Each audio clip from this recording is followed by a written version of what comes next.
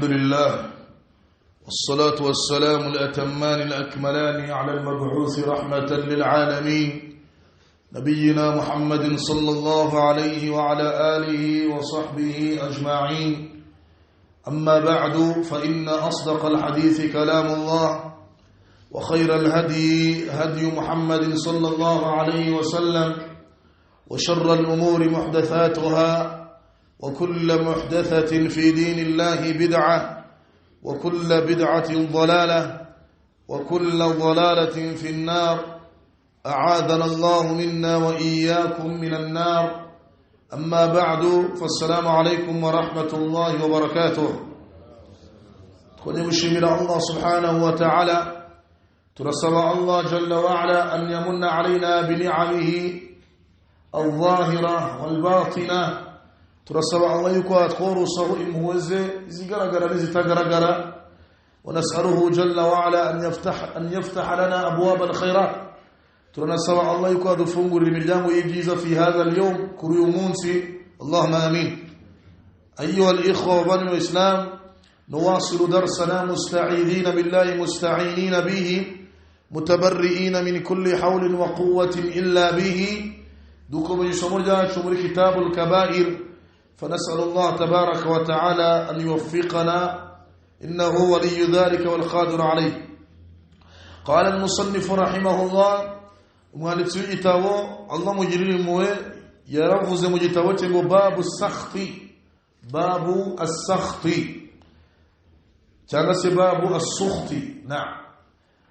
ومرجان وكي شوانيوكو أن من الكبائر نمبزاها بيكونوا وإسلام غمكو جندنا كوري أكنيرينا harimo kurakarira Allah subhanahu wa ta'ala igihe Allah ari byo yamugeneye bitamushimishije. Umuntu akarakarira Allah subhanahu wa ta'ala kugeno Allah yamaze kugena subhanahu wa ta'ala. Ya ikhwani wa islam, Allah subhanahu wa ta'ala burya ni utugenera kandi byo tugeneye biba birimo impuhwe ndetse n'ineza kubiremwa, kuko Allah subhanahu wa ta'ala burya nta kibi kimuturukaho wa islam. كما قال عليه الصلاة والسلام إنه إيمانا يرفزتي والشر ليس إليك يا الله ناكبي جتروكي واوي برجع واوي مندرو ياوني ومنا كجاك ويهاري بيبي أريكم ودي الله سبحانه وتعالى إيوه ناكبي كيبي هتروك أبدا. إبجو الله سبحانه وتعالى الجنة بيوسي ودي بباري جيزا كبولنو مندرو يكيرمنا يابونا كني بيبي أريكم ودي الله سبحانه وتعالى ajena kubwineza y'ikiremwa subhanahu wa ta'ala. Nigeze kubabwira ngo kam minan nasi bangaye mu bantu b'Islam bagiye ku murongo aruko Allah abagerageje subhanahu wa ta'ala. Umuntu agakamuha uburwayi ukabona nibwo kabisa yisubiyeho agarutse ku murongo, agarutse no musigiti. Abo barahari bangaye mu bantu Allah subhanahu wa ta'ala yagerageje, imma jurushako cyangwa se urubyaro cyangwa se by'umubiri, uburwayi runaka, ugasanga umuntu niho Allah acishije mu guhinduka kwe, uko nta kundi kurari kuzahinduka. Ugasanga mashallah umuntu agarutse mu musigiti atangiye kwisubiraho, atangiye kuba umugaragu mwiza wa Allah subhanahu wa ta'ala, kuko nyine Allah yamugerageje. Ubwo rero abayisilamu mugomba kumenya ko nta kintu na kimwe Allah agena uretse ko kiba ari kheri, ni cyiza kubiremwa wabibona cyangwa se utabibona. Abayisilamu no mpamvu Allah subhanahu wa ta'ala yatwigishije kurangwa n'icyitwa sabr, ukwihangana igihe tugeragejwe, kuko ukwihangana nta kindi bigusigira uretse thawabu imbere ya Allah subhanahu wa ta'ala no kwishimirwa na Allah subhanahu wa ta'ala. Waliya'lam al-'abd, kandi kintu umugaragu ajya muzirikana amenye yuko Allah subhanahu wa ta'ala kutugerageza ni ngombwa kugira ngo hagaragare imani zacu kuri Allah aho zishingiye. Abislam burya ibigeragezo bitamaza abantu benshi b'Islam. Wallahi kam min an-nas bangaye Allah agerageje ugasanga n'idini barivuyemo, ugasanga umuntu abaye murutadi abivuyemo kubera ko ananiwe kwakira ibigeragezo. Bangaye mu bantu bose Allah agerageje gato cyane umusigiti bakawucikamo ni benshi cyane. Ni nabangaye Allah subhanahu wa ta'ala yagerageje ahubwo bikababera impamvu yo kugaruka ku murongo bakubaha Allah subhanahu wa ta'ala bakanagaruka mu musigiti. Nabo ni benshi w'Islam. Kugerageza ibiremwa ni ngombwa. Iyi ni sunnatullahi al-kawniyya, ni sunna ya Allah kuri isi. Uko yagenda kose tugomba kugeragezwa. nta muntu uzaba mu buzima bw'umunezero gusa atageragezwa n'ibishoboka abadan. Nanone nta muntu uzaba mu buzima bw'ibigeragezo gusa atagera igihe nganezerwe, ntabwo bishoboka. Yani kuri isi urishima ukababara ukishima. Yani alhuznu la yadum, kubabara n'agahinda ntabwo bihoraho, hari igihe kigera umuntu akishima. Kama anna alfaraha la yadum, nkuko n'ibyishimo nabyo hano kuri isi burya ntibihoraho. Isi igushimisha akanya gato, ikindi gihe ukamara ubabaye. Kama qala an-Nadhim rahimahullah, nkuko wari wabivuze, aravuga ngo tasuuka hiqbatan wa tasurru waqta. Buriye mwisi igihe umara uri mu bibazo n'agahinda nicyo kinini kurenza akanya umara uri mu byishimo. Buruzare y'Islam, akanya twishimamo hano kuri isi niko gato ugereranyije n'umwanya tumara turi mu bibazo.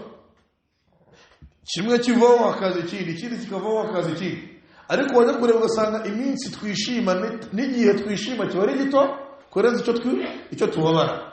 Tasuuka hiqbatan wa tasurru waqta. Isi rero Islam ni ukugeragezwa.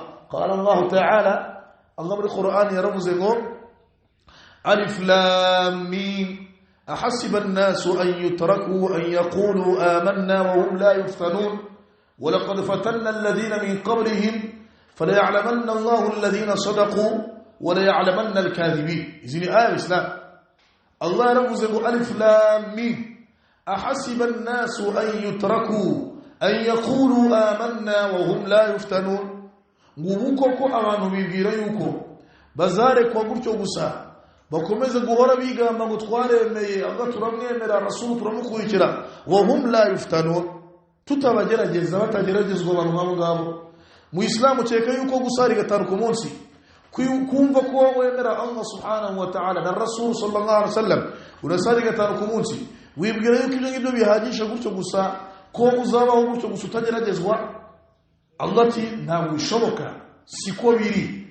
Walaqad fatanna alladhina min qablihim, ngo ababa banjirije kuzindi ntumwa ngo twarabagerageje.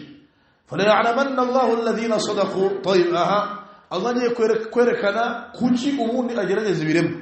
Allah niye kuberekana muri aya ngo fala ya'lamanna Allahu alladhina sadaqu, ngo tubikora kugira ngo Allah agaragaze abanyakuri muri imani zabo. فلا يعلمن الله يعني فلا يظهرن الله الذين صدقوا, ngo ni ngombwa Allah agaragaze abanyakuri muri imani zabo abicishije mu bigeragezo. ولا يعلمن الكاذبين يعني ولا يظهرن الكاذبين, nanone ngo Allah agerageza ibiremwa nanone kugira ngo agaragaze ababeshi muri imani zabo. Nababwiye ngo Islam ibigeragezo bitamaza abantu bikabagaragaza. Umunyakuri muri imani aragaragara, n'indyarya n'abanafiki burya Allah subhanahu wa ta'ala abagaragaza kubw'ibigeragezo Islam. Ibi rero Allah adusezeranyije ko ni ngombwa mu buzima turimo. Umuyisilamu icyo asabwa ni ukubyakira, wayasbir, akanihangana, wala yaskhut, akirinda gutonganya Allah subhanahu wa ta'ala no kumuregera ibiremwa no kumurakarira kubyo Allah yamugeneye subhanahu wa ta'ala. لأن هذا من الكبائر وكل ibyo mu byaha bikuru Islam. Isbir, rangwa sabr mu gihe Allah kugerageje. Kama qala Allah ta'ala, nkuko Allah muri Qur'an yavuze ngo وَلَنَبْلُوَنَّكُمْ بِشَيْءٍ مِنَ الْخَوْفِ وَالْجُوعِ وَنَقْصٍ مِنَ الْأَمْوَالِ وَالْأَنفُسِ وَالثَّمَرَاتِ وَبَشِّرِ الصَّابِرِينَ الَّذِينَ إِذَا أَصَابَتْهُمْ مُصِيبَةٌ قالوا إنا لله وإنا إليه راجعون أولئك عليهم صلوات من ربهم إلى آخر الآية. الله رمز ولنبلونكم بشيء من الخوف والجوع, قلنا كبوزة نغوبغا تزاوى جرجزة كل وريكينو. هذا من الخوف مكبته زنقوبة, والجوع دتسمين زرا, ونقص من الأموال, no kugwa mu byerekeranye na ekonomi, yani utangire ugwe mu byerekeranye n'ubukungu bwawe, utangire gusubira hasi.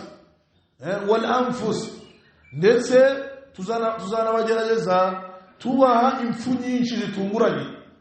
Ujye kumva wumve ngo umugore wawe arapfuye, mukandi kanya wumve ngo umwana wawe aragiye, cyangwa se kumva mu mubyeyi wawe aragiye inshuti uwo kundaga cyane ngaragiye buryo ibyo byose ni ibigeragezo ngo Allah aducishamo wathamarat ndetse yewe n'ibihingwa by'ibimera abahinga Allah abagerageza birumbe naam abantu bakoresha bwabaga bafumbire babite ku mirimo ariko Allah subhanahu wa ta'ala abagerageze arumbya imyaka yabo ibi byose Allah ngo abikora yani ni inzira nyinshi Allah akoresha mu kugerageza ibiremwa bye hada min bab ad-darb al-amthal ibi Allah bitubwiye ni ugutanga ingero gusa ariko ubundi ibigeragezo Allah atanga birukwiye wala anfusi wathamarat yewe n'ibyerekeranye n'ibihingwa muhinga imyaka ibiryo bibatunga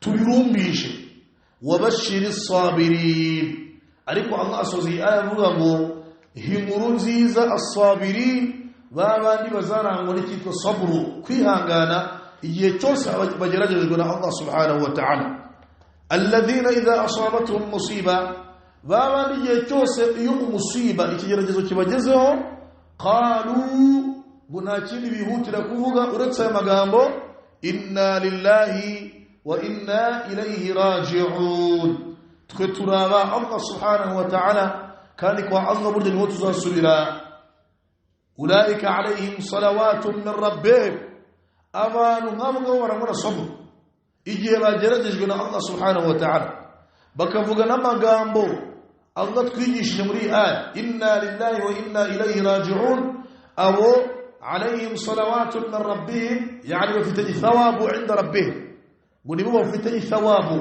نيجيزا إمبري يمرم يواه الله سبحانه وتعالى صبر نمو إسلام الله يقول يمبر يجيز صبر إجيه كجرجه كما قال الله جل وعلا موكو الله يبفزنهم إنما يوفى الصابرون أجرهم بغير حساب غمري الله سيزرا يجي أوران ونصبر كيها قال يبس سيزرا يجي ibihembo bitagira ingano w'Islam amma sakhtu naho kurakarira Allah ukitotomba ukijujuta ugatangira kuregera Allah ibiremna ukabona ko Allah ari umugome wal iyad billah fahadha haramun ibn haram bal min al-kaba'ir binum zahab kur wal iyad billah umislam agomba kwirinda wa qad yuaddi ila al-kufr har nije bigeza nyirabzo mu kwisanga hanze w'Islam فعلى المسلم أن يصبر على ما أصابه ومسلم أمركم وأنا صبركم جامو جزيرو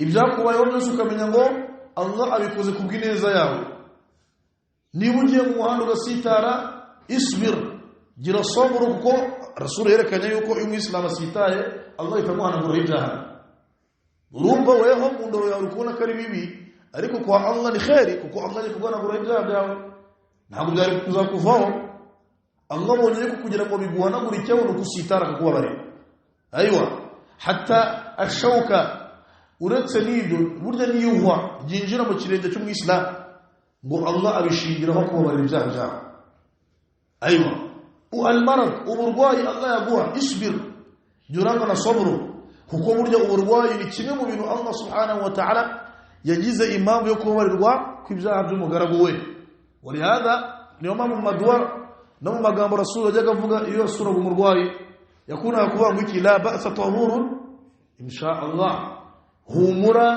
كبير مانا ومرواي بقاوي بالممر بسكورة إبزاع يعني كروانا بسكورة جرمي قلت الله يتقوهنا قرأ إبزاع كرقو مرواي بقاوي روبا ومن دريا كروانا نبيبنا وابد شيء أريكو الله أريد يقو مرواي kugineza yawe yihe yo kugira ngo ibyaha byawe ufite bikuhanagurikeho kuko Allah subhanahu wa ta'ala niyo nzira abinyujije fa'ala al-muslim an yasbira da'iman muislamu agomba kugira saburi igihe cyose ukagira saburi kirinda gushaka gufata Allah nk'aho ari umugome cyangwa se Allah subhanahu wa ta'ala ko ari mubi ko gose yakubangamiye n'ibindi ngibyo fahada haram ibyo haram مديني الله سبحانه وتعالى وقول الله تعالى الله من القرآن يرمزنه ومن يؤمن بالله يهدي قلبه قال علقمة huwa ar-rajulu tusibuhu al-musiba faya'lamu annaha min 'indillah fayarda biha wa yusallim. Hii aya Allah yavuze, Allah subhanahu wa ta'ala muri aya yaravuze ngo ma asaba min musibatin illa bi idhnillah. Niko ayo bundi tangira Allah tima asaba min musiba, ngo nta byago na cyago na kimwe kikubaho illa bi idhnillah, uretse ko burya biba kubw'ubushake bwa Allah. Al-idhni al-kawni, Allah niwe uba wabigennye, yani illa bi idhni, yani illa bi qada'ihi wa qadarihi. Ngo nta kintu kimwe kikubaho mu Islam uretse ko kikubaho kubw'ubushake bwa Allah no kuba ariko Allah nyine yabigennye subhanahu wa ta'ala.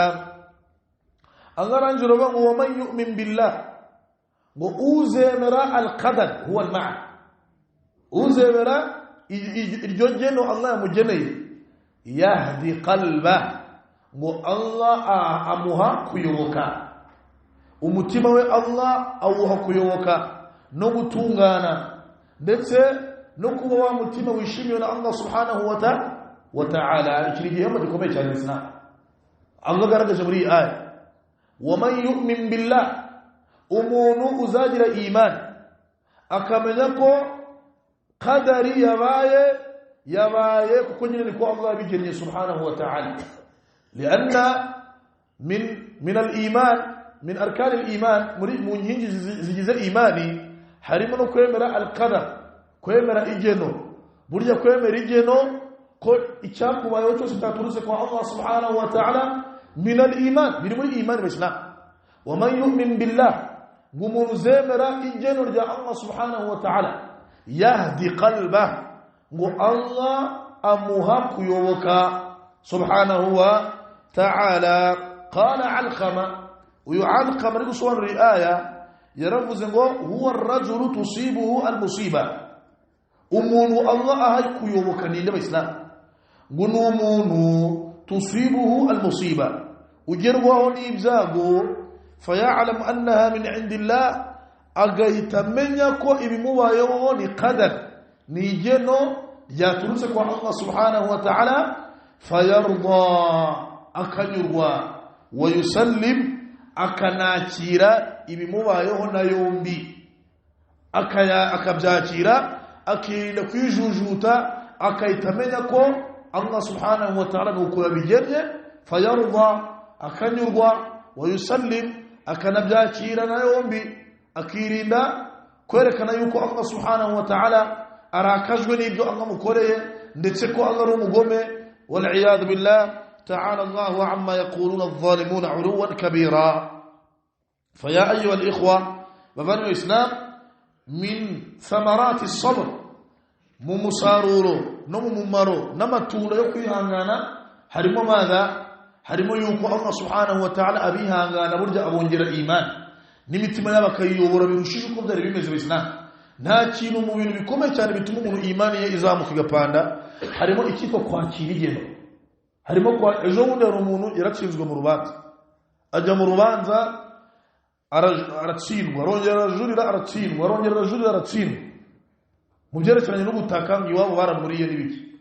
Yaje kundeba hano arambwira ati shehe, umutima wanjye wenda guturika, nabuze icyo nkora, kwakira byananiye. Ituru nari nizeye ko natsinda urubanza, none byanze. Wallah yaje harakundeba, shehe nkora iki ko numva nabuze amahoro n'ubusinzira byanze. Ndamubwira ati anta yani fatish imana, kwanza banza control checking imani yawe, ufite ikibazo.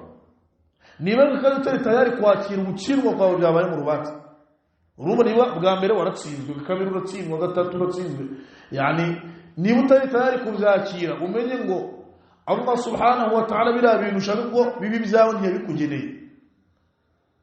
Icyo kintu utari tayari kucyakira, kumva ko Allah niba atarakugeneye ko kira kibanza kibi cyawe ngo ntabwo tuzabicyanza. Kino Islam abantu bagomba ibintu bitakada. Naramubwiye ngo mu Islam, wallahi utaramenya ikintu cyitwa qadari no kwakira ibyakubayeho, ubwo wowe ufite ikibazo uzabura n'amahoro mu buzima bwawe. Wallahi uzabura amahoro, uzajya uryama ntusizire. ibintu bibaye urabyakira ukamenya ko Allah nuko nyine nakundi خلاص byarangiye. Wallahi umuntu wese uzapfa ataremera ikintu cyitwa qadar igeno ngamenye kwakira ibimubayeho byose, uwo nguwo azapfana gahiye. Walan yufliha, ntazigera nishima n'umuntu uzaba yahuye na Allah subhanahu wa ta'ala. Nakanga n'amakobo Islam. Aywa wallahi umuntu agomba kuzirikana ko ibyakubayeho byose law sha Allah, iyo Allah bishaka n'ibyari kukubaho subhanahu wa ta'ala. Ubwo rero niba byamaze kuba, uko burya qadari tuyimenya ikintu kimaze kuba. Qadari kugira ngo tumenye ko ikintu ari qadari, ntabwo wamenya ikintu kari qadari kitaraba abadan. Qadari igenda turimenya uko bibaye, ikintu kibaye ngo tumenye ko cyari igeno rya Allah subhanahu wa ta'ala. Ubwo rero Islam ikintu cyitwa kwakira sabru, kugira kwihangana kuri kubayeho, ibi ngibi biri mu mpamvu zikomeye cyane zituma Allah guha hidayah, kuyoboka, Allah akaguha no gushikama kuri imani, ndetse n'igihe uzaba no kugiye kwitaba Imana Allah azaguye gutabaruka uri mu bemera Imana beza. Wallahu bikulli shay'in alim, kandi Allah niwe mumenyi kuri buri kintu cyose subhanahu wa ta'ala. Abagira sabru Allah arabazi, kuko Allah ni alimun bi dhati sudur, Allah azi ibiri mu mitima y'abantu. Abihangana Allah arabazi, n'abatihangana bose Allah subhanahu wa ta'ala arabazi. Islam nta kintu na kimwe wagira icyo uhinduraho igihe Allah amaze kugera subhanahu wa ta'ala. Alayka bitaslim, ubugomba kwakira ibije, wa tasbir, ukagira sabru, wa tahtasib al-ajra 'inda Allah, kandi ukihangana kubera Allah, wumva ko Allah ari uzaguhembera ukwihangana kwawe. Wama sabruka illa billah, Allah ratubwiye ngo na sabru tujye tuyigira tugambiriye ko Allah ari uzabiduhembera subhanahu wa ta'ala. Atari kuvuga ngo ukwihangana byagira ureshwa ugambire gushimisha abandi. Sabru ni ibada igomba gukorerwa nde Allah subhanahu wa ta'ala. Ayuha al-ikhwa wal Islam, iyi sabru tuvuga ifite thamarat, ifite ibyiza. Wasanadhkur ba'daha, turibuze kuvuga bimwe muri byo bi'idhnillahi tabaraka wa ta'ala. Wa an Anas radiyallahu anhu qala, numri hadith ya Anas ibn Malik radiyallahu anhu qala قال رسول الله صلى الله عليه وسلم، أنا أبغى يقول إنه إمام محمد صلى الله عليه وسلم يبوزتي، إن الله إذا أحب قوما ابتلاهم، والله سبحانه وتعالى يكون زي أبانهناك ابتلاهم برجل مجرى جزاء. الله سبحانه وتعالى أجر جزاء وكون دا تشيل قوة مكتوب في الإسلام من علامات محبة الله للعبد، mubirango bigaragaza ko ukunzwe na Allah subhanahu wa ta'ala, an yabtaliyaka, nukuba Allah yakugerageza, fatarda wa tusallim, iyo uranzwe no kwakira ukanabyakira ukirinda kwijujuta imbere ya Allah subhanahu wa ta'ala, icyo gihe ngo buryo uzamenye ngo Allah aragukunda. Iyi ni dalili kwanza igaragaza Islam anna Allah yuhibbu, Allah buryo arakunda, nkuko yaghdab arakara akananga subhanahu wa ta'ala, wa yaskhab. Min alamati mahabbati Allah lil 'abd, mukirango cyambere kizakwereka kukunzwe na Allah subhanahu wa ta'ala, an yabtaliyaka Allah, nukuba Allah yakugerageza subhanahu wa ta'ala. Uko Rasul avuze ngo inna Allah idha ahabba qauman, iyo Allah yakunze umuntu mugaragu we, cyangwa se abantu runaka, itsinda ry'abantu runaka, cyangwa se famiye runaka, cyangwa se umuryango runaka, ibtalahum, ngo Allah arabagerageza. Faman radiya, ngo iyo umuntu Allah mugerageje akabyakira akanyurwa, falahu ridha, ngo burya Allah nawe aramwishimira subhanahu wa ta'ala. Waman sakhita, n'umuntu Allah azagerageza akitwara nabi muri ko kugeragezwa kwe, akarakarira Allah, akitwara nabi, agakora ibikorwa bigayitse, ngo nuko Allah yamugerageje, ngo fa'alayhi sukhat, cyangwa se fa'alayhi sakht, na Allah nawe aramurakarira kandi akanabimuhanira akanabimuryoza subhanahu wa ta'ala. Iyi hadith mu Islam fihi fawaida, harimo inyungu nyinshi. Alfaidatu alula, ifaida ya mbere لإثبات صفة ماذا؟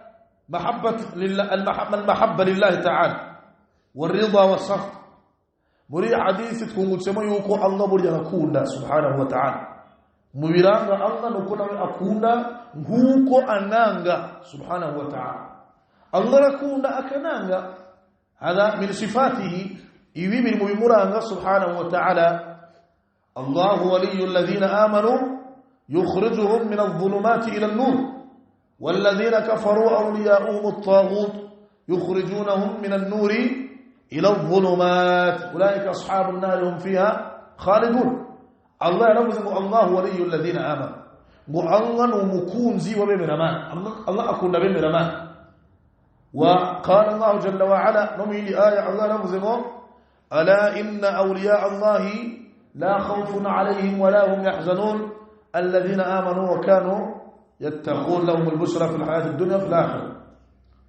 غير كده يكون مرجع الله نمكونزي ومقرق ببيزة سبحانه وتعالى.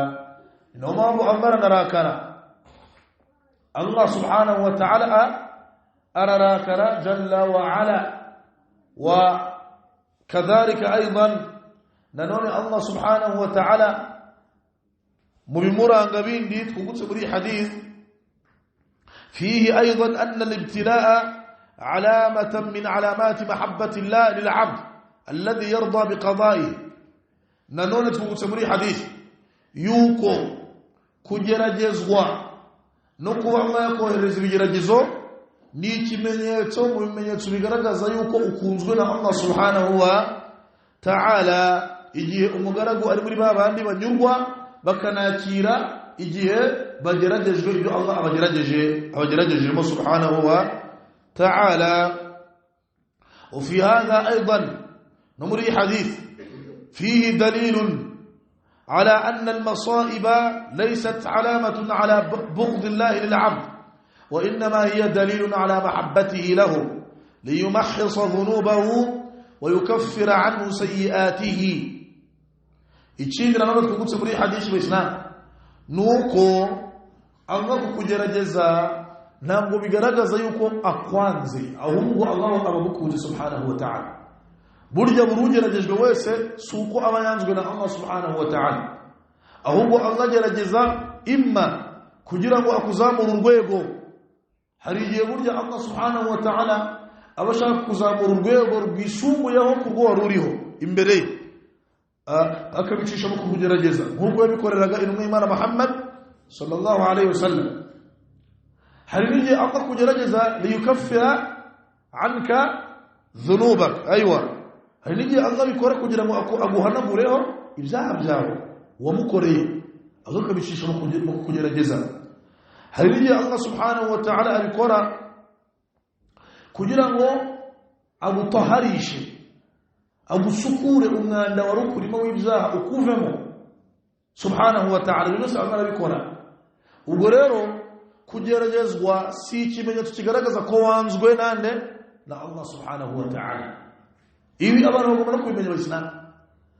uko ari abantu benshi ujya kumva ariko se shehe ko dusari, umuntu arasari gatanu ku munsi, tugerageza gusiba, umuntu akora ibyo ashoboye, ariko ibigeragezo binyisukaho ijoro n'amanywa.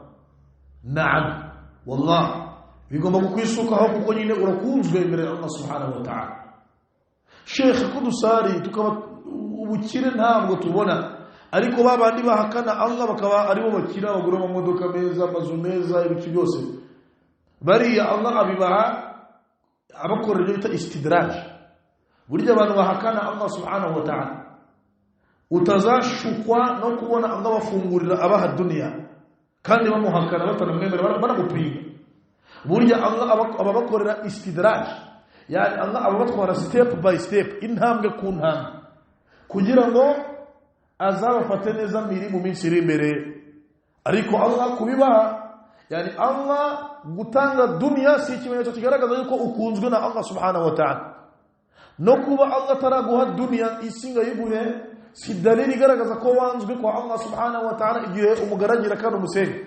that's one of Islam. aywa wa numli lahum inna kaydi matin.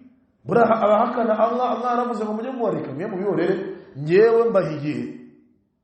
ariko yongeye kubafata bafashe imitungo yabo ntigira icyo bamarira, ibyubahiro ntihagira icyo bibamarira.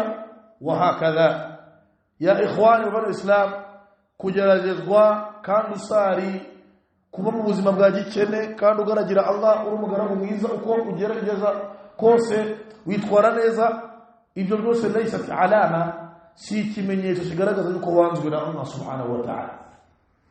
Jya wumva ko Allah agerageza uko ashaka, kandi kuba ataraguhubukira kandi umugaragira si uko kwanza subhanahu wa ta'ala. Hari n'igihe Allah bikwima kugira ngo arinde imani yawe, kuko nabiguha nako gake ufite hari igihe wakavaho. Shimira Allah subhanahu wa ta'ala. Abemera Imana kandi ugomba kumenya ko igihe cyose nibo bahura n'ibigeragezo kurenza abandi. Kama qala an-nabi sallallahu alaihi wasallam, rasul ramzi ashaddu an-nas bala'an al-anbiya thumma al-amthal fal-amthal. Rasul ramzi ngo burya abantu ba mbere bahuye n'ibigeragezo bakageragezwa cyane kurenza abandi ni al-anbiya, intumwa za Allah subhanahu wa ta'ala. Thumma al-amthal fal-amthal, ngo nyuma nabateye ikirenge bakanakurikiriza intumwa z'Imana, ubwo nabemera Imana nabeza muri umma. Iyi hadisi ikwerekana ko abeza muri umma ni ngombwa bagomba kugeragezwa.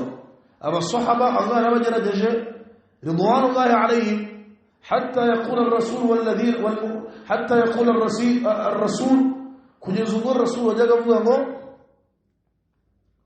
walladhina ma'ahu mata nasrullah. Na'am, aywa, kugeza ubwo abasahaba ridwanullahi alayhim bahuraga bavuga bati inkunga ya Allah izaza ryari.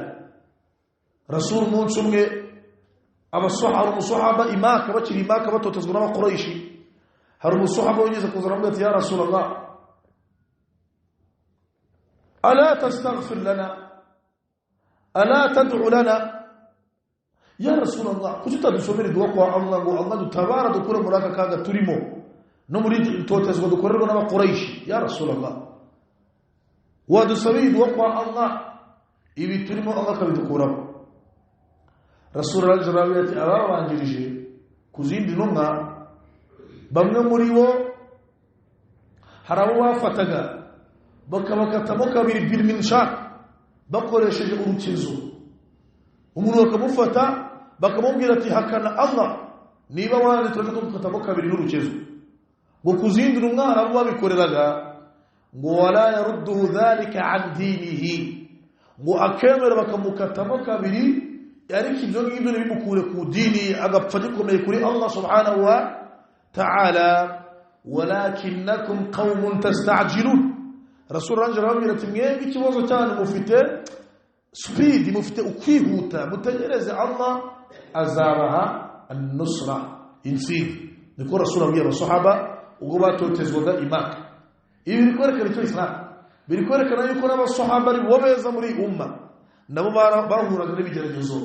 Bilal ibn Rabah radiyallahu anhu murabizi ibyo bamukoreye, nyina wa Ammar ibn Yasir murabizi ibyo bamukoreye, ubyo bamwisha abakuraishi bari kumubwira ngo hakane Allah akanga. Wa ghayrihim naba Abu Bakr Siddiq murabizi ibyo bamukoreye ridwanullahi alayhi.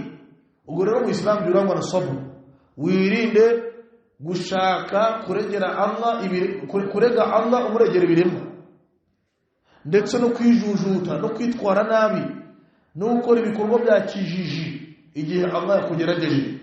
Faltasbir, ahubwo urangwa na sabr, waltahtasib al-ajra 'inda Allah, wumve ko kwihangana kwawe Allah aribuze kubiguhembera subhanahu wa ta'ala. Amma as-sakhtu, naho kurakara, ibyo ngibyo la yanfa'uka bi shay'in, ntacyo byakumarira, nta nicyo byagufasha, ahubwo bal min al-kaba'ir, biri mu byaha bikuru mu Islam ugomba kugendera kure. Dusabe Allah turinde kuba mu bantu nk'aba ngaba. Wallahu ta'ala a'la wa a'lam, wa sallallahu ala nabiyyina Muhammadin wa ala alihi wa sahbihi wa sallam. Wassalamu alaykum wa rahmatullahi wa barakatuh.